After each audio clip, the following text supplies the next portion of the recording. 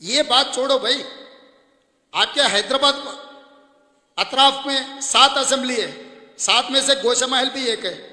गोशा महल में आपका दारुसलाम हेडक्वार्टर्स है, एमआईएम का हेडक्वार्टर्स है।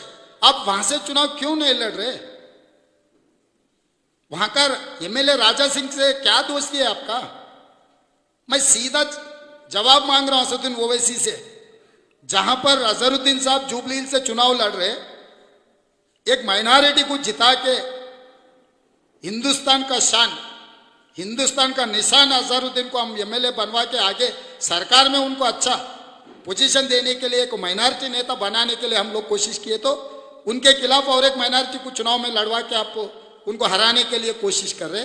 जहां पर गोशा महल में राजा सिंह आपके जानी दुश्मन बोलते, आप और आपके परिवार के बारे में कितने गंदे गंदे बातें बोलते हो। वो राजा सिंह के खिलाफ आप चुनाव क्यों नहीं लड़ रहे भाई?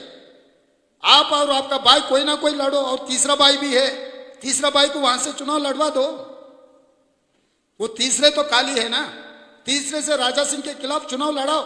अगर आप लोग नहीं तो आपके दोस्त है ना, और एक हमारा माइनॉरिटी नेता, सीनियर नेता शबीर अली जी को हरवाने के लिए कामारेड्डी भेज दे आपके दोस्त केसीआर को। वो केसीआर को यहां से गोशा महल राजा सिंह के खिलाफ चुनाव लड़वा दो भाई। वो योगी का कितना खास आदमी है, योगी आदित्यनाथ का कितना खास आदमी है राजा सिंह। वो बुलडोजर पार्टी है ना, सो बुलडोजर को हराने के लिए अब चुनाव ही नहीं लड़ रहे। फिर आप आके रेवंत रेड्डी आरएसएस का है, रेवंत रेड्डी लाठी घुमाए, रेवंत रेड्डी ये किए, रेवंत रेड्डी वो किए। ये सब सारे जो कॉन्स्पिरेसी है केसीआर को, आपके दोस्त को, चोर को बचाने के लिए आप ऐसे झूठे बातें मत बोलो। असदुद्दीन ओवैसी, आपके वकील कौन है? बस इतना जवाब दो। रघुनंदन राव आपको बेल दिलवाया नहीं दिलवाया? रघुनंदन राव बीजेपी का एमएलए है या नहीं है? गोशा महल के राजा सिंह के खिलाफ आप क्यों नहीं लड़ रहे? मेरा ये 2 सवालों को आप जवाब दो। बात की बात दूसरे बात करेंगे। और तीसरी बात ये भी, हाँ यहां पर मैं सवाल करना चाह रहा हूं। अकबरुद्दीन ओवैसी, असदुद्दीन ओवैसी मुझे बोल रहे अब संघ परिवार के है नहीं है, भाग्यलक्ष्मी मंदिर में आ जाओ, भाग्यलक्ष्मी मंदिर में आप बयान दे दो। भाई मैं तो हिंदू हूं, मैं भाग्यलक्ष्मी मंदिर को मानता हूं, मैं इससे पहले भी गया, आगे भी जाऊंगा। मगर आप कब भाग्यलक्ष्मी मंदिर को मानने में लग गए? योगी आदित्यनाथ दास और अमित शाह वहां पर दर्शन करने के बाद आप ही यकीन करना शुरू कर दिए क्या? बुलाना था जहांगीर पीरला दरगाह में, बुलाना था दिल्ली में निजाम के जो दरगाह है, दरगाह में आओ, दरगाह में उठाओ बोल के कुछ बोलना था। अब दरगाह में नहीं बुला रहे, भाग्यलक्ष्मी मंदिर में मुझे बुला रहे। मेरे कोई एतराज नहीं वहां पर आने के लिए। उसके साथ साथ और एक सवाल मैं पूछना चाहता हूं आपसे। योगी आदित्यनाथ दास और अमित शाह के कास पट्टा, उसके दिमाग, उन लोगों के दिमाग में, दिल में जो है वही काम करते। बीजेपी का एमएलए, सीनियर नेता, उसका नाम नहीं लेता हूं क्योंकि ठीक नहीं रहता, कितने बार आपके घर में, शास्त्रीपुरम आपके महल में दावत दिए। कर्नाटका चुनाव में आपके ही गाड़ी में वो कर्नाटका चुनाव बीजेपी का काम किए उन्होंने। ये सच है नहीं है?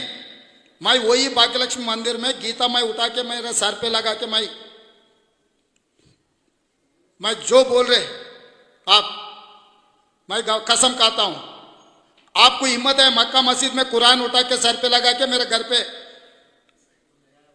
अमित शाह और योगी का खास आदमी बीजेपी एमपी मेरे घर पे नहीं आया, मैं दावत नहीं दिया बोल के आप मक्का में कुरान उठा के आप बोलने का तैयार है क्या?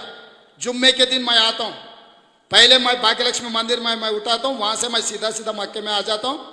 मक्के में आप कुरान उठाओ, सर पे लगाओ, बयान दो कि मेरा घर पे कोई बीजेपी एमपी नहीं आया, मैं उनको दावत नहीं दिया, मेरा गाड़ी गुलबर्गा में नहीं छोड़ा बीजेपी चुनाव के लिए। हिम्मत है तो असदुद्दीन ओवैसी मेरा सवाल स्वीकार करो।